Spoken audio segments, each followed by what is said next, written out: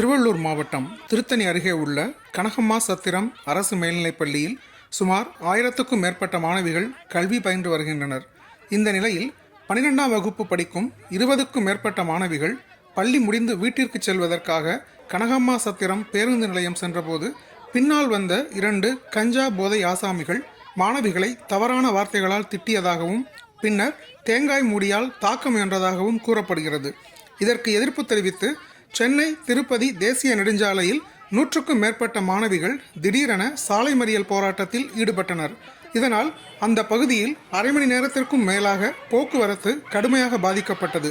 தகவல் அறிந்ததும் சம்பவ இடத்திற்கு விரைந்து வந்த கனகம்மா சத்திரம் காவல்துறையினர் போராட்டத்தில் ஈடுபட்ட மாணவிகளிடம் பேச்சுவார்த்தை நடத்தினர். திருவள்ளூர் மாவட்டத்தில் கஞ்சா உள்ளிட்ட போதைப் பொருட்களின் பயன்பாடு அதிகரித்து வருவதால் இத்தகைய சம்பவங்கள் தொடர்ந்து நடைபெறுவதாக மாணவிகள் குற்றஞ்சாட்டினர்.